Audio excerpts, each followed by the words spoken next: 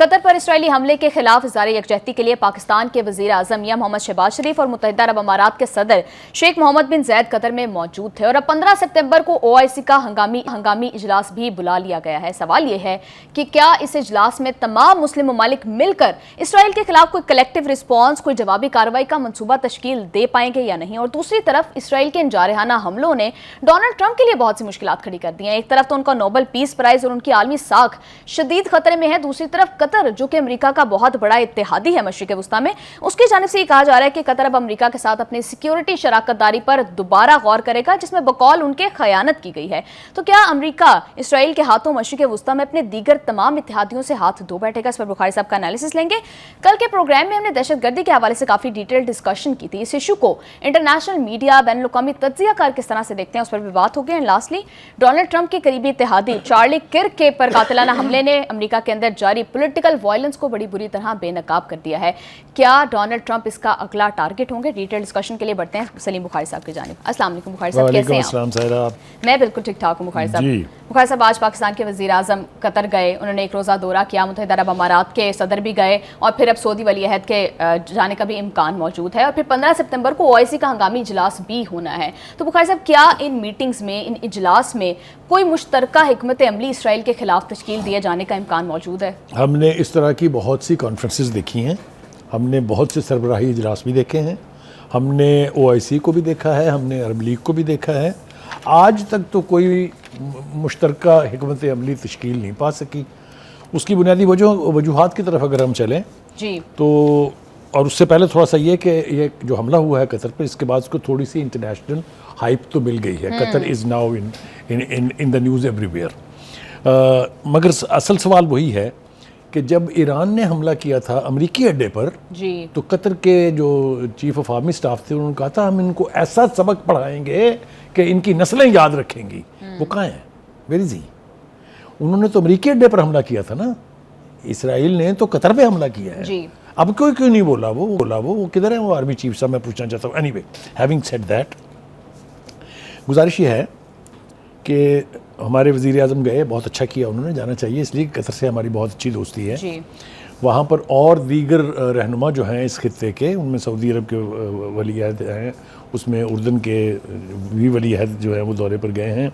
मिस्री सदर सिसी ने और उर्दन के शाह अब्दुल्ला दोयम ने भी मज़म्मत की है। ये सब कुछ हाइप तो अपनी जगह मौजूद है, लेकिन आपका सवाल ये है कि क्या ये मिलके आपस में कोई ऐसी स्ट्रेटजी बना लेंगे, चाहे वो 15 सितंबर की कॉन्फ्रेंस हो जो OIC की सरबराही इजलास होने जा रहा है, और या वो यूनाइटेड नेशन में सिक्योरिटी काउंसिल का इजलास जो हमने बुलाया है दूसरे दो मुल्कों के साथ मिलके, क्या इन दो इंटरनेशनल फोरम्स के ऊपर कोई नतीजा निकल पाएगा? जवाब है नहीं। इसलिए कि जब तक अमेरिका मौजूद है कोई रेजोल्यूशन सिक्योरिटी काउंसिल से पास नहीं हो सकती, और जब तक वो पास नहीं होगी इसराइल और नेतन्याहू की सेहत पर कोई असर नहीं है जी। हैविंग सेड दैट, आप ये देखिए कि नेतन्याहू धमकी क्या दे रहे हैं, यानी बजाय इसके कि इतना बड़ा इकदाम आपने किया, आप कम से कम शट अप हो जाएं थोड़ी देर के लिए। वो ये कह रहे हैं जहाँ जहाँ भी हमास के लोग बसते हैं, हम वहाँ हमला करने का हक हमें हासिल है। और मिसाल क्या दे रहे हैं कि जिस तरह अमेरिका ने पाकिस्तान में उसामा बिन लादेन को कत्ल किया था, शहीद किया था, जो भी कह लें आप, उसी तरह की ये कार्रवाई है। डूब मरना चाहिए उसको ये कहते हुए। मतलब कहने का ये है कि वो जितनी मर्जी इक्वेशंस निकाल लें। बुखारी साहब, आपको क्या लगता है नेतन्याहू का फेट भी वही होगा जो अमेरिका का अफगानिस्तान में हुआ है कि 20 साल वो जंग करके एंड पर मुंह छुपाकर भागे हैं? देखिए, वो तो फिर कोई थोड़ा बहुत फेस बाकी रह गया ना उनका। ये तो इसराइल के खात्मे पर मुंतज होगी ये तहरीक, जिस तरह का पंगा लिया हुआ है इन्होंने। नेतन्याहू जो है वो इसराइल के साथ कोई फेवर नहीं कर रहा है, बिल्कुल इसराइल के लिए इतनी मुश्किलात पैदा कर रहा है कि उसके वजूद को खतरात होंगे, कोई दो राय इसके बारे में नहीं है। जिस तरह से कतरी वज़ीर आज़म भी आज कह रहे थे कि जो यरगमालियों की रिहाई की आखिरी उम्मीद थी वो भी खत्म हो गई है। देखिए, गुजारिश ये है कि नेतन्याहू तो जंगी जुनून में पागल हुआ हुआ है, वो तो नॉर्मल शख्स है ही नहीं। आप उसको गुफ्तगू करते हुए देखें कभी, उम्मीद है कि हमारे प्रोड्यूसर कुछ सुनवा भी देंगे उसका, तो वो पागलपन की हद तक जंगी जुनून में यानी मुब्तला है। उसका क्या नतीजा निकलेगा उसके लिए वो तो हम देखेंगे, लेकिन ये जो हम यानी अरबों की यकजहती की बात कर रहे हैं या किसी मुश्तरका हिकमत अमली की तवक्को लगा के बैठे हैं, ये उस वक्त तक नहीं हो सकता जब तक इस खित्ते के तमाम अरब ममालिक अमेरिका की गुलामी से निजात हासिल नहीं करेंगे। मैं आपको ईमानदारी से ये कहता हूँ कि ये जो बयान भी आप सुन लेते हैं ना कभी, डिप्लोमेटिक बयान, कंडमनेशन या कोई, ये भी मेरे ख्याल से पहले ड्राफ्ट अप्रूव कराया जाता है अमेरिका से, कहीं अमेरिका बहादुर नाराज़ ना हो जाए। हमने भी अमेरिका की इस हेजमनी की वजह से अपने CPEC का जो हशर किया है वो आपके सामने है। कहने का मतलब ये है कि अमेरिका की ये हेजमनी, अमेरिका का ये इंपीरियलिज्म जो है, इसको कहीं ना कहीं स्टॉप लगाना है। अगर ये नहीं लगेगा तो मुसलमान ममालिक की तो खैर नहीं है। मुखर साहब, आपको क्या लगता है कि इन कंट्रीज के पास वो टेक्नोलॉजी है कि ये इसराइल को टारगेट कर सके? जिस तरह अभी कतर ने कहा कि हमें तो वो मिसाइल्स का ही हमारे रेडार जो डिटेक्ट नहीं कर सके जो इसराइल ने इस्तेमाल किए। मैं इस हवाले से दो बातें करना चाहता हूँ। पहली बात तो ये है कि जब तक आपके अंदर विल नहीं होगी, जब तक आपके अवाम में वो जज्बा नहीं होगा, सिर्फ टेक्नोलॉजी और वेपन्स कुछ नहीं कर सकते। वेपन्स एंड टेक्नोलॉजी तो हिंदुस्तान के पास भी थी जी। तो हमने उस वलवले से, कौम खड़ी थी पीछे फौज के, फौज का वलवला आप सबने देख लिया और हमने साबित क्या किया कि अपने से 10 गुना बड़े दुश्मन को आप नाकों चने चबवा सकते हैं। वहाँ ना विल है, ना कैपेसिटी है, ना जुर्रत है। ये तीन चीज़ें कौन देगा उनको? पहले तो मुझे आप ये बताएं, ये कहाँ से मिलेंगी उनको? तो मुझे नहीं लगता कि आने वाले दिनों में कोई बड़ा फैसला होने वाला है। कंडमनेशन होगी, रूटीन की डिप्लोमेटिक एक्टिविटी होगी एंड दैट्स इट। मुखर साहब, अभी आपने भी ये कहा कि UN का इजलास बुला लें या OIC का इजलास बुला लें, जो भी कर लें, जब तक अमेरिका इसराइल की पुष्ट पर खड़ा है ये मुस्लिम ममालिक कुछ नहीं कर सकते।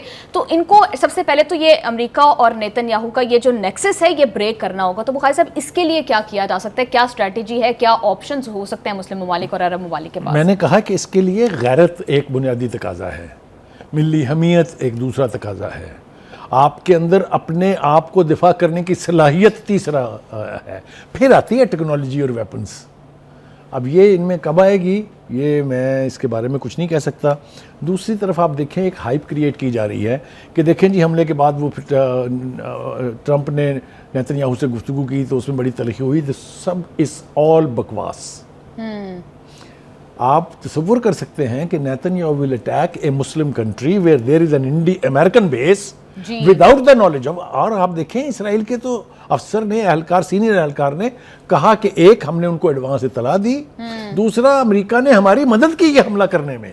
ये जो ट्रंप जो ड्रामा करने की कोशिश कर रहे हैं ना कि उनको पता नहीं था, ये सब कुछ बकवास है। ये कावलें हमने पहले भी कई दफ़ा सुनी है। आपको याद है कि जब ईरान के खिलाफ हमला होने वाला था तब भी एक हमने सुना था कि बड़ी बहस हुई है जी, बड़ी तलखी हुई है जी। लेकिन होता वही है जो अमेरिका चाहता है। नेतन्याहू अपनी मर्जी से कुछ नहीं कर सकता। लेकिन मुखर साहब, आपको नहीं लगता कि ये हमला अमेरिकन इंटरेस्ट के अगेंस्ट है? देखिए, उसका नुकसान हो जाए वो अलग बात है। अब उसका जो सबसे बड़ा नुकसान होने वाला है वो है जो आपने अभी जिसका जिक्र किया कि कतर ने कहा है कि हम अपने सिक्योरिटी के जो ऑप्शंस हैं अमेरिका के साथ, यानी उसके अड्डे की मौजूदगी के हवाले से हम इस पर फैसला करेंगे। It's a very serious threat. अगर ये कर गया कतर तो आप देखिएगा कहाँ जाएगी हाइप इसकी नेशनल इंटेग्रिटी की और इसकी मिली गैरत की। लेकिन क्या ये होगा? मुझे नहीं लगता कि ऐसा होने जा रहा है। जी मुखर साहब, मुझे ये बताइएगा कि अब हमने ये देखा कि माजी में भी इसराइल ने बहुत से ममालिक को जो है वो निशाना बनाया। तकरीबन 6 ममालिक पर इससे पहले हमला इसराइल कर चुका है गुज़श्ता 6 महीने के अंदर। अब कतर पर, Qatar is the first gulf country, और दूसरी बात यह है कि वो मुल्क जहाँ पर अमरीकी सबसे बड़ी एयर बेस मौजूद है। तो मुखर साहब, ये क्या एक टर्निंग पॉइंट साबित हो सकता है डोनाल्ड ट्रंप और नेतन्याहू के रिलेशनशिप्स के अंदर और अमेरिका और इसराइल के रिलेशनशिप्स के अंदर? देखिए, मस्त हाथी को, जहरीले सांप को, बदतरीन दुश्मन को अगर लगाम न दी जाए तो वो फिर आपके लिए खूंखार हो जाते हैं जी। अगर हम लगाम देने नहीं जा रहे, मुसलमान पॉपुलेशन में भी ज़्यादा हैं, वसाइल में भी ज़्यादा हैं, अफवाज में भी ज़्यादा हैं, आबादी में भी ज़्यादा हैं, पैसा भी बेपनाह है, इसके बावजूद अगर नेतन्याहू इस तरह की कार्रवाई करके आराम से बैठ जाए तो किसका कसूर है? You can't blame anybody, you have to blame yourself. जब तक हम अपना घेराव और मुहासरा खुद नहीं करेंगे, जब तक हम अपने फैसले किसी की रजामंदी को सब्जेक्ट नहीं करेंगे, उस वक्त तक कुछ होने वाला नहीं है। अगर हम इंतज़ार करते कि अमेरिका हमें इजाज़त दे तो हम हिंदुस्तान का जवाब देंगे तो कहानी कुछ और होती। जी बुखारी साहब, अभी रिसेंटली एससीओ का इजलास हुआ, उसमें चाइना की तरफ से ये कहा गया कि वो एक मुतबादल जो है वर्ल्ड ऑर्डर क्रिएट करना चाहते हैं, और फिर रशिया में भी हम देख रहे हैं कि उसकी और चाइना का इत्तेहाद है। तो बुखारी साहब, क्या उनके लिए ये कोई अपॉर्चुनिटी साबित हो सकता है कि वो मशरिक़ वस्ता में अपना इन्फ्लुएंस बनाए, और फिर मशरिक़ वस्ता के जो ये सारे मुल्क हैं इनके लिए भी चाइना और रशिया एक मुतबादल साबित हो सकते हैं अमेरिका का? बिल्कुल आपने ठीक कहा। एससीओ कॉन्फ्रेंस में तो बहुत सारी बातें हुई जो अभी तक पूरी तरह से प्रोजेक्ट नहीं हो सकी हैं। एक तो आपको याद होगा बात हुई थी वहां पर कि ड्रैगन और हाथी जो है वो मिलके डांस करेंगे, ये हिंदुस्तान की तरफ इशारा था। लेकिन हिंदुस्तान के मोदी साहब का तो सुबह शाम का कोई एतबार नहीं होता। आपने देख लिया ना कि फिर उनकी मोहब्बत जाग आई है, फिर उनको प्यार हो गया है एक ट्वीट करने के ऊपर। ये तो हाल है वहाँ की लीडरशिप का। एनीवे, ये दुरुस्त बात है कि ऑप्शन मौजूद है, लेकिन आपको हिम्मत तो करनी पड़ेगी ना ऑप्शन को अडॉप्ट करने की। अगर आप में हिम्मत ही नहीं है कि आप अमेरिका की तरफ से आंख बंद करके दूसरी तरफ देखें तो कैसे होगा कुछ। सो मैं बहुत नाउम्मीद हूँ। आई एम वेरी सॉरी कि मेरा ये ऑप्टिमिज्म है इस हवाले से बिल्कुल सब ज़ीरो लेवल पर है, इसलिए कि मैंने आज से नहीं, मैं 3 जंगें हो चुकी हैं गल्फ़ में, उसके नतीजे आपके सामने हैं। फ़लस्तीनियों के साथ पिछली 7 दिहाइयों में क्या हुआ आपके सामने है। इराक की ईंट से ईंट कैसे बजाई गई आपके सामने है। अफ़गानिस्तान में क्या हुआ वो आपके सामने है। तो मैं क्या तवक्को रखूँ। जी बिल्कुल बुखारी साहब, अभी हम वर्ल्ड ऑर्डर की बात कर रहे थे, तो बुखारी साहब अभी के करंट सिचुएशन के अंदर आपको नहीं लगता कि एक ऐसा वर्ल्ड डिसऑर्डर क्रिएट किया गया है अमेरिका और जिसमें सिर्फ 2 ही पावर्स हैं, एक अमेरिका और एक उसका इत्तेहादी इसराइल? ये बिल्कुल आप ठीक कह रही हैं, और इसी को लगाम देने की ज़रूरत है इस वक्त। जी बुखारी साहब, वो कैसे दिया जा सकता है? देखें, उसके लिए वही जुर्रत करनी पड़ेगी जिस तरह हमने की थी। जी, अगर हम डर के बैठ जाते हैं कि ओए ओए हमें हिंदुस्तान तो हमसे इतना बड़ा है हमें मार देगा, तो हम तो तबाह थे। हमने 3 मरतबा, उसने 3 जंगें हुई हैं ना बड़ी जी, और चौथी ये, हमने हर जंग में उसको कहा कि कम गेट अस। जी।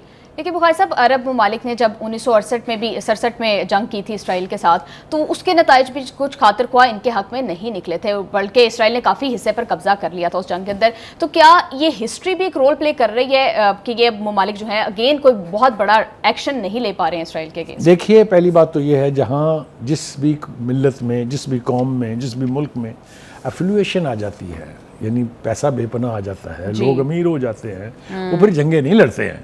जी, ठीक है। इसलिए ये तो एक फंडामेंटल फैसला करना पड़ेगा कि कौम खुद इसके लिए तैयार हो जाए कि हम देंगे अपनी जानें अपने वतन की हिफाजत के लिए। ये स्पिरिट अभी मुझे कहीं दिखाई नहीं देती है। अगर ये स्पिरिट होती तो फिर किसी को इस्लामी फ़ौज बनाने की ज़रूरत नहीं थी। आप मेरा इशारा समझ जाए, मैं इससे आगे जाना नहीं चाहता हूँ।